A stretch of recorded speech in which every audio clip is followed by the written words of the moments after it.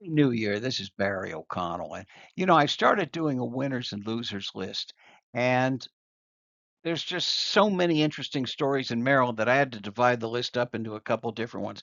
This is the winners and losers in congressional districts 1, 2, 3, and 7, which is um, Anne Arundel, Howard, um, Carroll, but nothing ever happens in Carroll, um, at least for Democrats. Baltimore County, Baltimore, Harford, and then Congressional District 1 down the Eastern Shore. Um, Big winner, Johnny O.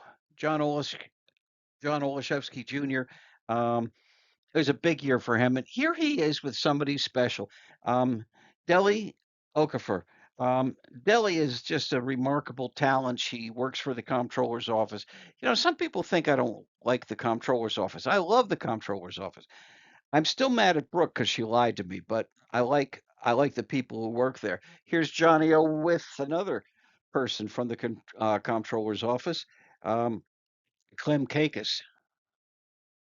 Let's talk about some losers. Joe Carter just stepped down, resigned as state senator.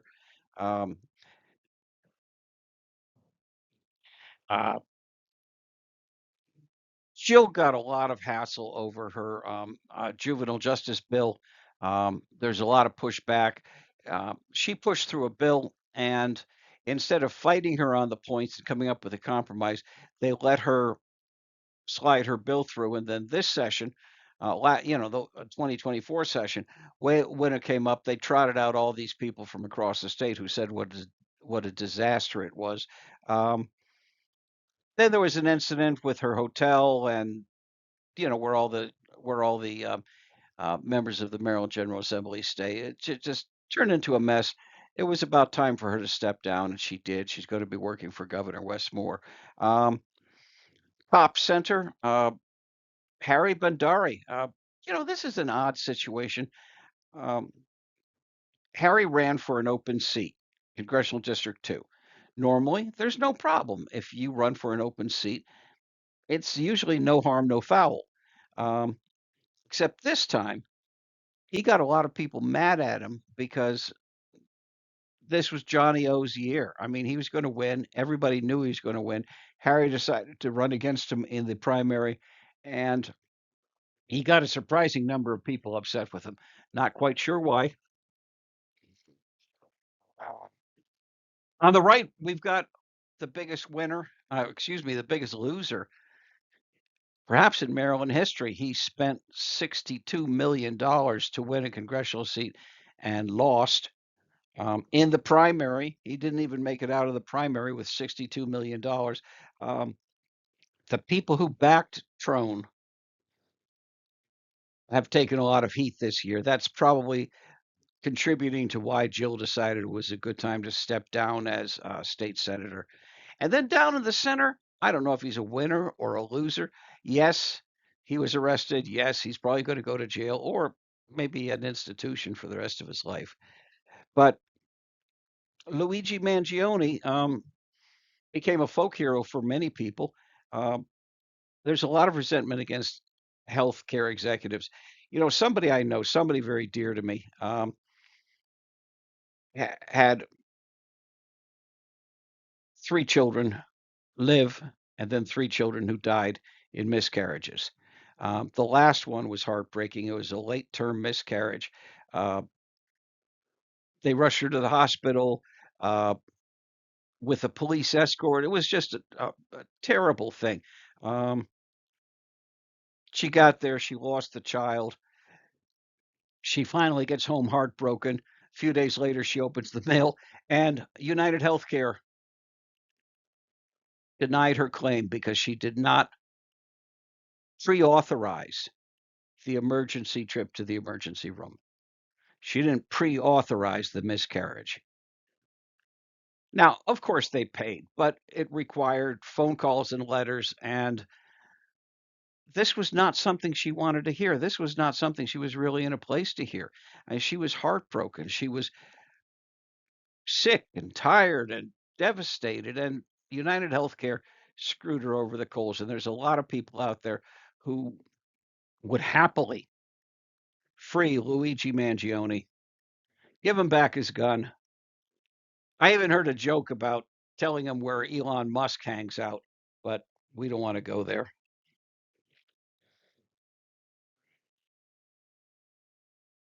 Winner, um, Senator Kathy Klossmeyer. Um, she's gained a lot of attention, a lot of respect, a lot of good publicity as she's seeking to fill the vacancy for county executive to replace Johnny O for the last 2 years of the term. When you take a look, when you take a look at the picture of the Baltimore County Council, there's 7 members, 4 Democrats, 3 Republicans, and 3 of the 4 Democrats have already announced that they want to run for county executive. That puts a real challenging situation in because whoever you appoint to fill this vacancy could conceivably run for reelection. There would be no rule against that. Could run for reelection and then probably win because the power of incumbency, they don't want to hand the seat over to somebody who's going to be there for 2 terms or 4 terms or 6 terms or however long they feel like staying. That's a big issue. Kathy's already spent about 30 years in the Maryland General Assembly, 8 years as a delegate, the rest as a senator. She's about ready to take her 2 years and go. It would be a nice way to cap off her career. Um, One of the things that's really been a help to her is she's got Clem Kakis behind her, and Clem has been going out there contacting people, pitching real hard that Kathy's the logical person. She's going to take the 2 years and hand over the seat, and then the 3 Democrats and whoever else decides to run can battle it out in a wide open primary. That seems like a fair way to do it.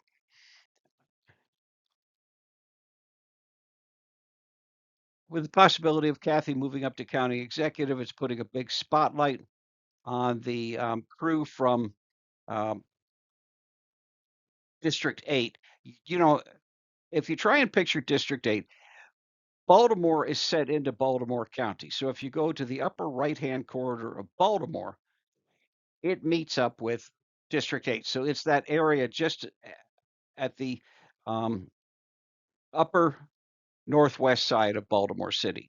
Um, Nick Allen has been a solid, very good delegate. And then on the other side, we've got uh, Carl Jackson. One of these men is going to move up to uh, Senate, most probably. It's going to be chosen by the Central Committee, and there's a lot of movement there. Um, Clem Kakis has been firmly involved in pushing a slate. He thinks Carl would be the ideal person to move up to um, state senate, and then lower center. Kim Ross could move up to delegate in District 8, and then upper center. Delhi could take Kim's spot on the Central Committee. Not sure if all the dominoes are going to fall in the right order, but let's just say as um, Clem is pushing that idea, it's a he's got a very convincing argument.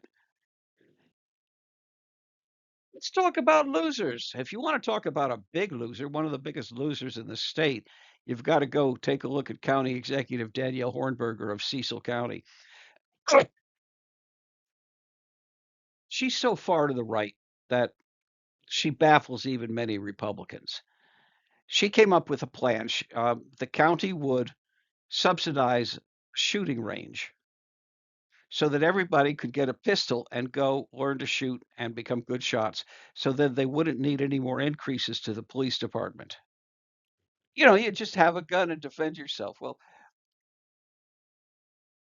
you decide whether or not you like that idea. Anyway, one of the other things she wanted to do was cut the school budget. The school budget down to the bare minimum. She gave them the least amount of money required by law and not one penny more. Cecil County became the worst funded public school district in the state of Maryland. And they've tried to do this in other places, but it's usually like Mississippi or Alabama where crazy Republicans want to jam this stuff through. Um, Danielle did this, and she got hundreds and hundreds, every meeting, every opportunity, hundreds and hundreds of school children and teenagers and young adults and parents and grandparents.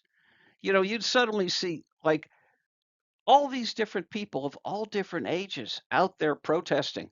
Fund our future, fund CCPS.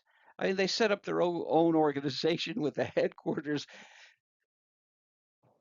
Excuse me, I have to cough periodically, and I'm trying not to do it into the microphone. Um, she got a huge amount of pushback. Uh, and then Jackie Gregory. Jackie was a sensible Republican and a well educated woman. She's got a master's degree in English. Um, and then she got involved with this Baptist church up there, the big Baptist super church um, that tries to organize every aspect of their members' lives and going to the hardcore, barely Christian right. Um, it's the kind of church where you've got adult activities 6 days a week and you have Saturdays off and you're supposed to hang out with church members on Saturday, but it's not organized. Um, Jackie turned from a sensible, moderate Republican into a hardcore lunatic who agrees with Danielle Hornberger.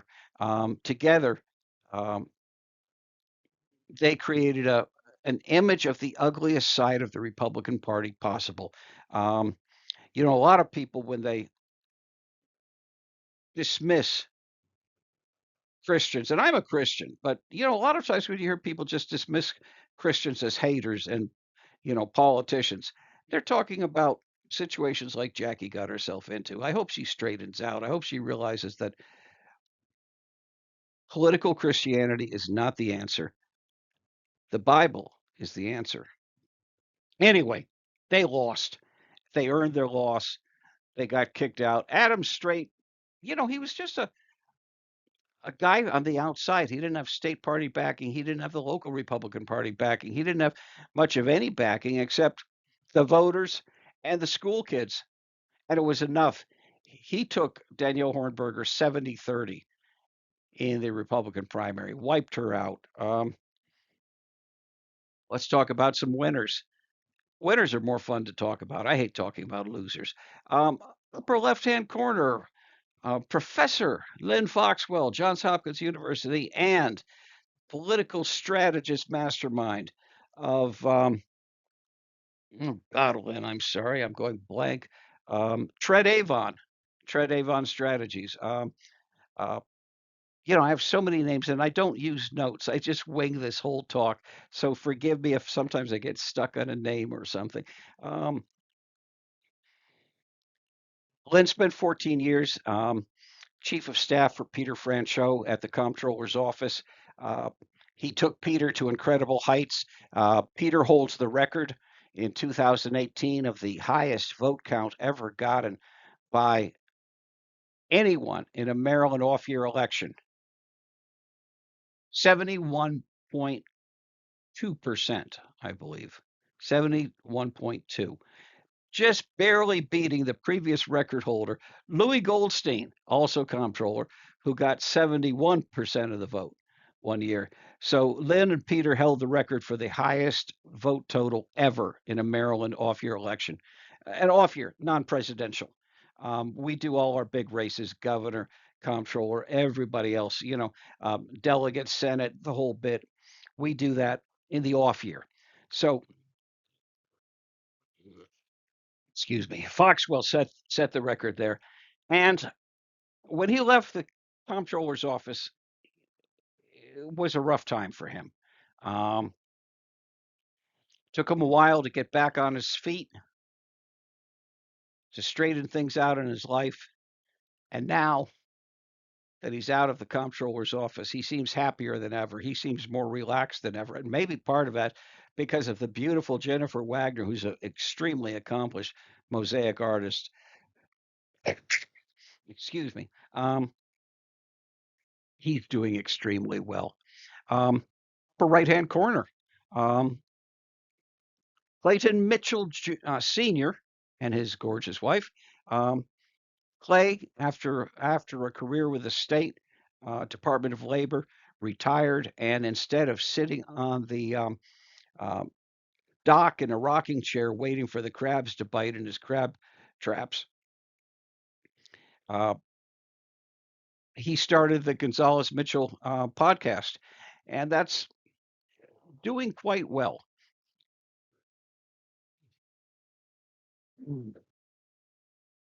Bottom center, John Dixon. You know, he did a lot to get rid of Daniel Hornberger. Um, Organizing in the background, he's the Democratic chairman of Cecil County. Yes, the Democrats are in a minority position there, but year by year, John's growing the Democratic Party, and is extremely successful at it. Um, he really beat the Bushes for Angela also Brooks this time out. He was one of Angela's strongest supporters statewide, and he brought in a solid vote for her. She did well over there. Um, it's hard fighting against Trone with his $62 million budget. He could have spent 70 or 80 or 90 million. He ran out of places to spend money. It wasn't like he ran out of money. Most people run out of money. Trone ran out of places to spend the money. And yet, with the help of people like John Dixon, Angela won. And I'm proud of that. It shows that Democrats aren't going to let anybody, whether his name is Trump or Trone or any other TR person, bully and badger and buy their way into an election. Thank you, John Dixon, for fighting for what is right.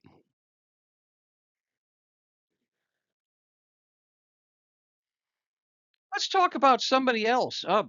Protege of Clem Cakis is uh, Jill Dudley Cohen. She's got the lower picture, but she has a huge influence.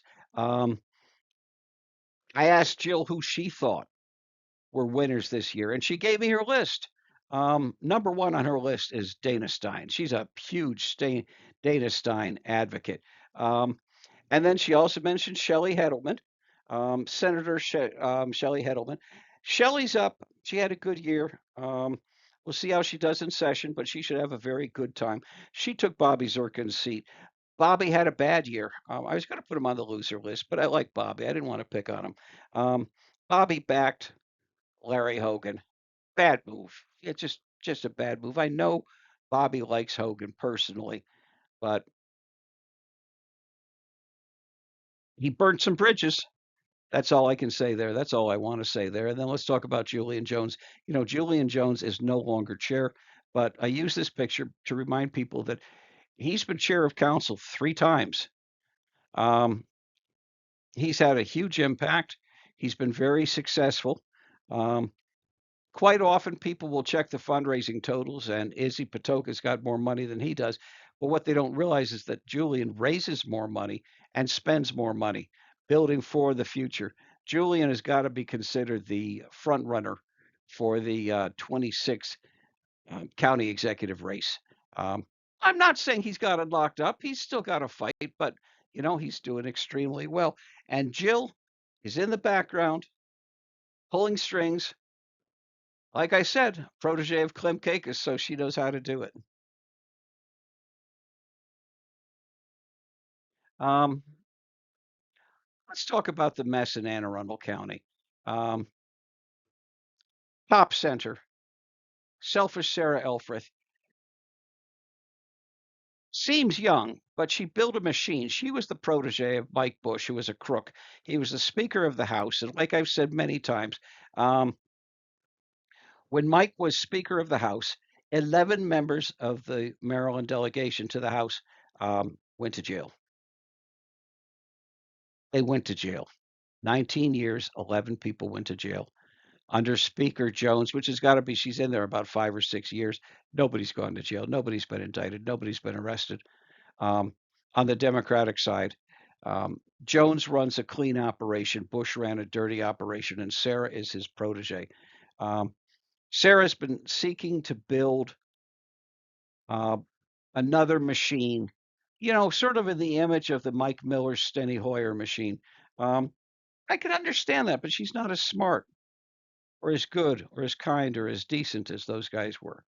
Um, but in Anne Arundel County, she built, and I don't really feel comfortable with this saying, but I'm going to repeat it because more than a few people have said it to me.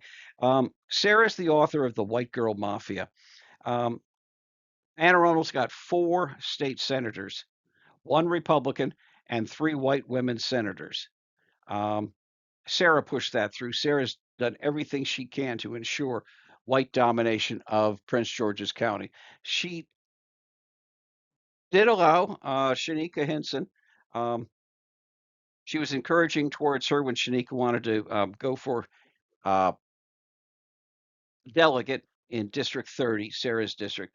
But rumor is that she was involved in taking Shanika down um, over an ethics matter dealing with a bill that would benefit her church, Henson's church. Um, Dirty thing. It's probably going to cost her the vacancy. Dana Jones, I never heard anything bad about Dana Jones, but Dana Jones is probably going to get Sarah's seat. Sarah's hanging on until the last minute. She won't resign until January 2nd. She's sworn in January 3rd to Congress, so she's taking her time. Um,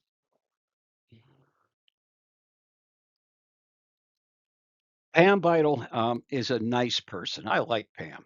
Um, but Pam has been firmly entrenched with selfish Sarah, and consequently, um, she's gained a lot by working with Sarah, and she ended up as chairman of the finance committee. Um, a member of the committee told me that the easy days are about to be over because with the reshuffling, um, she's going to hold her chairmanship of finance, and Senator Joanne Benson, upper right hand corner, is going to be her vice chairman. This is an interesting situation because Benson is nobody to mess with. She knows what she wants. She doesn't feel compelled to give in easy or tread the party line, or if she's got an opinion, she'll say it. She's going to be a very challenging vice chairman to Pam's chairmanship. Um, we're going to have to watch for sparks to fly on the finance committee this time around, and I have to count Pam losing Sarah's backing as one of the losers of 2024. It's a shame, but uh, Sarah really took care of Pam and Dawn Giles lower center next to Shanika Henson. Um, Two more losers in the county executive race. Yara Sheikh, hope I'm saying that right. I've never heard it pronounced, but trying to figure out how to say it. Um, She's head of the library board in Baltimore County. She's respected, admired, nice person. People like her. She got up, she gave her speech uh, to the county council, and she was the only one of the candidates for delegate that did not say that they would, retire at the end of the 2-year period. So everybody's looking at her and thinking, well, she could go another 10, 20, 30, 40 years if she wanted to. If she gets the seat, who knows when she's ever going to step down? Um, Maybe she meant to say that she would only serve 2 years, but she lost a lot of support over that. Then there's Gentleman Jim Brochin. Jim was one of the least popular Democratic senators when he served. He battled for years with old Mike Miller. Um, Jim was more of a rebel Democrat in the Maryland State Senate than anything else. Um, a lot of people don't feel they can count on Jim. They don't trust him. Jim signed a paper saying that he would only serve 2 years. Um, and I don't know anybody who believes him. I mean, Supposedly he's only going to serve 2 years, but everybody just pictures at the end of 2 years, Jim will either have a crisis or invent a crisis and say, "The county needs me. I can't step down now. The people are demanding that I run for reelection. I'm the only man who can solve the problem." And then Jim Brochin ends up there for 20 more years. Um, both of these folks are losers in the county executive race. I don't see how they have a chance to win. Um, things are moving too hard against them. Uh, I would say that there's a better than even chance it's going to be Senator Kathy Klossmeyer gets the pick for the county executive role because people feel comfortable that she's going to do a great job. She knows the issues. She's been a senator. She understands the funding and budgets and all the other things that you need to worry about. Um, and she's ready to retire and will do 2 years and go. Um, the other one who is highly respected and made a really strong pitch was Barry Williams. He's worked in county government in a few positions over the years. He's respected. He's liked. He could do the job. He'd be very good at doing the job. Nobody doubts that. The only problem is his sister is Speaker Jones, and there's a strong feeling that if at the end of 2 years um, he could just say, "Hey, I changed my mind. I'm going to run for reelection," and with Speaker Jones's backing and fundraising, there's not much anybody could do about it. I'm not saying he would. I think he'd be extremely honorable, but there's a feeling that Kathy's the safe choice. Barry would be a good but riskier choice, and then everybody else not as much. So that's kind of where we are on things. Let's talk about county being a loser. Um, in over 100 years, Howard County hasn't had a congressperson from Howard County. It's probably going to be another 100 years before, excuse me, before they get another um, chance at a congressional seat.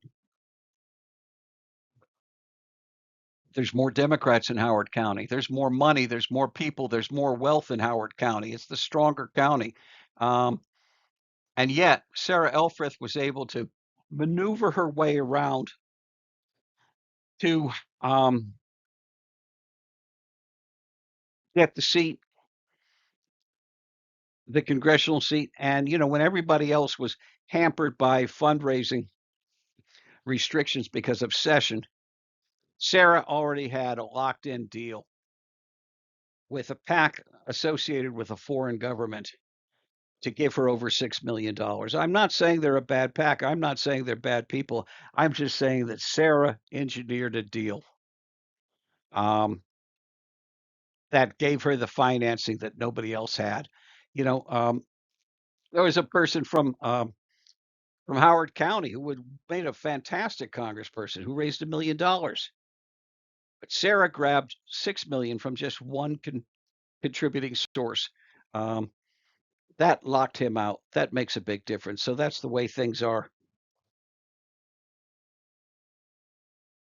And as always, thanks to my friends at Jimmy's Famous Seafood. If you can't get to Dundalk, Maryland for dinner for the best crabs in the best crab cakes in the United States, you can always call and have it shipped to you, packed in dry ice, and it's fantastic. In fact, that's what I'm having for dinner later on this evening. A crab cake from Jimmy's Famous Seafood, and if you need a bigger party, like a catering event, a fundraiser, or whatever, um, if you want to guarantee people are happy, Jimmy's Famous Seafood will come to you. Peter Franchot did a fundraiser that way. Um, very clever, innovative use. They did it at a drive-in movie theater of all places, and then brought in Jimmy's Famous Seafood. Very successful. And that's the end of this program. I'd like to thank everybody and have a wonderful new year.